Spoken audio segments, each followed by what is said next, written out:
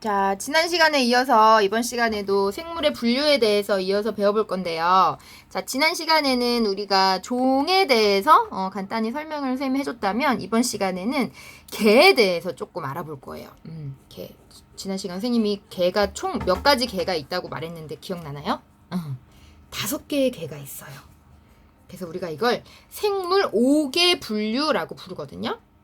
5개의 개가 있는데 자, 이것도 5개의 개로 나눌 때 기준이 필요해요. 이것도 분류를 하려면 정확한 기준이 있어야 얘네들을 나눌 수 있겠죠.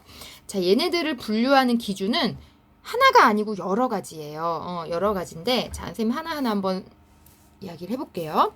자, 먼저 이 생물을 이루고 있는 그 세포에는 보통 이렇게 세포가 생기면 그 안에 핵이 있거든요. 핵이.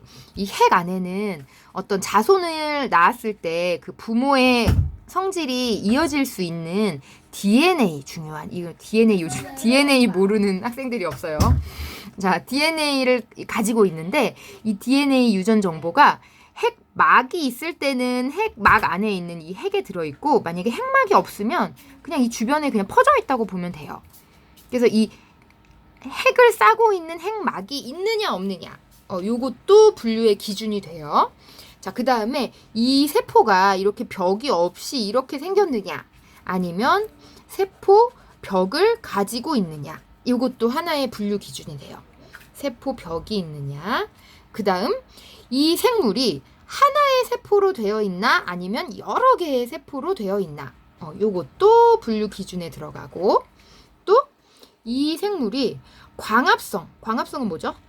이 세포 안에 어떤 염록체가 있어서 햇빛이나 이런 걸 물과 햇빛을 받아서 스스로 양분을 만들어낼 수 있는 걸 우리가 광합성이라고 해요. 광합성을 하느냐 또 하나 더 말해보면 기관이 있느냐.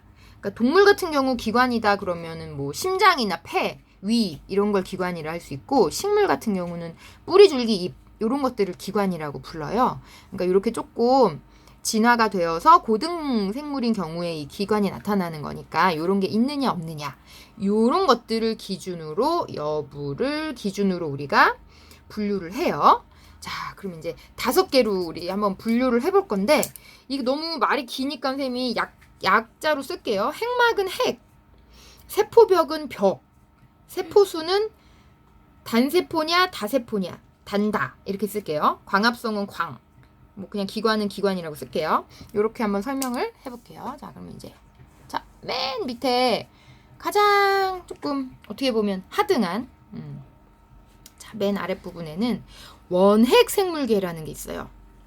이름을 먼저 다 써볼까요? 자, 원핵 생물계가 있고 그 다음 원생 생물계가 있어요. 이름만 들어도 어렵죠. 원생 생물계.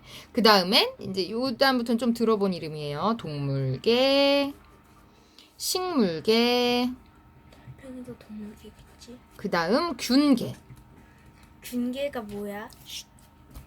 자, 원핵 생물계는 너 나가. 미안해요. 나갈게.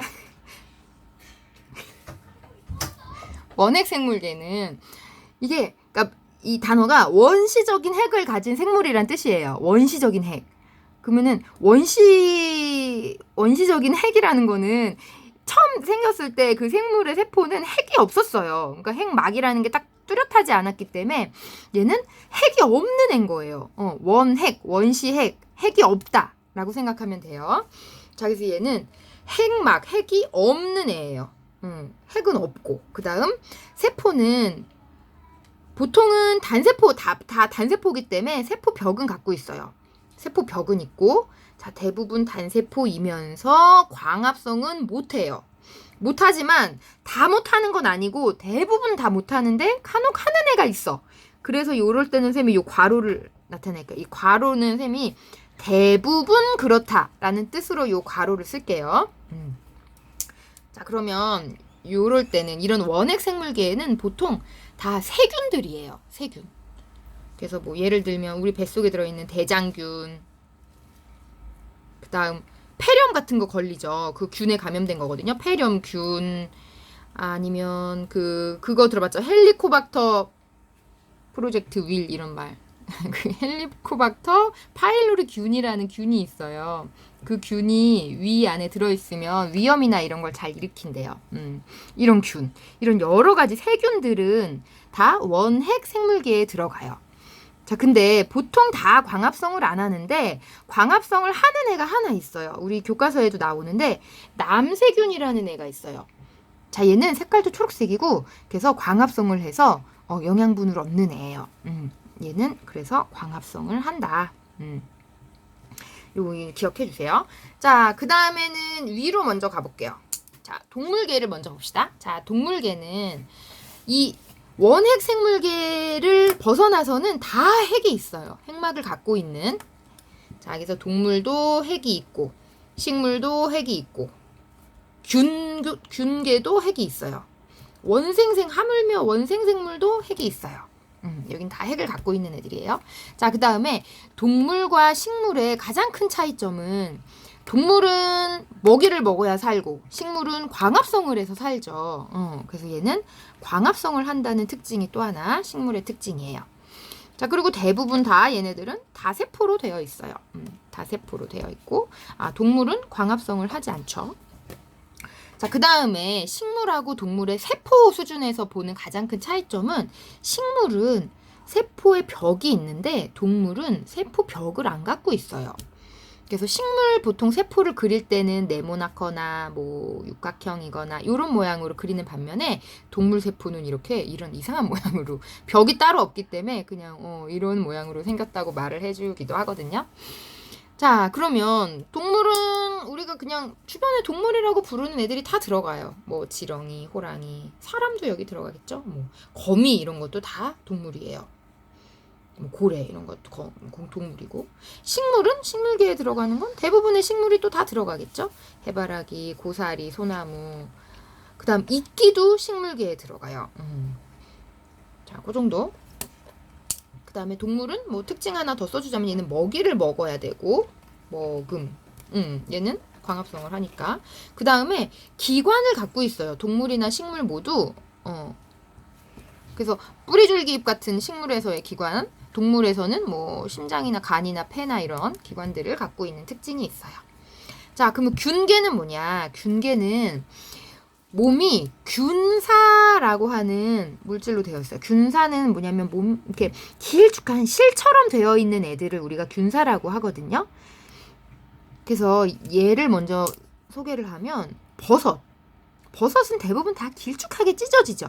버섯이나 곰팡이도 나중에 한번 자세하게 들여다보세요. 그러면 가느다란 실이 막 얽혀있는 것처럼 생겼어요. 버섯이나 곰팡이 같은 것들이 모두 길다란 실 같은 균사로 이루어진 균계에 들어가요. 자, 얘는 특징이 핵은 물론 있고 세포 벽도 갖고 있어요. 그 다음 대부분 다세포로 되어 있고 광합성은 하지 않아요. 얘네들은 영양분을 어디서 얻죠? 버섯은 보통 죽은 생물이 있으면 거기에서 그 죽은 생물의 영양분을 빨아먹고 보통 자라죠. 버섯이나 곰팡이들은. 자, 그래서 우리가 버섯을 보통 식물이라고 생각하는 친구들도 있는 것 같은데 버섯은 식물에 포함되지 않아요. 버섯은 광합성을 하지 않기 때문에. 자, 근데 대부분 다세포라고 한 건 또 누군가가 단세포인 애가 있기 때문이겠죠. 자, 그 아이의 이름은 바로 효모예요. 효모는 단세포로 되어 있고 여러 가지 뭐 발효를 시킬 때나 막걸리 같은 거 만들 때 요럴 때 사용하는 생물이에요. 자, 그러면 동물계는 그렇구나. 식물계도 그렇고 균계까지 알아봤어요. 자, 그러면 하나 남았네요. 원생생물계. 자, 원생생물계는 뭐냐면 쉽게 말하면 여기는 아닌데 핵은 있으니까 여기는 여긴데 이쪽에 넣기도 뭐하고 여기 넣기도 뭐하고 여기 넣기도 뭐한 애들을 모아놓은 게 원생생물계예요. 그러니까 핵은 있는데 자, 그래서 기준이 조금 모호해요.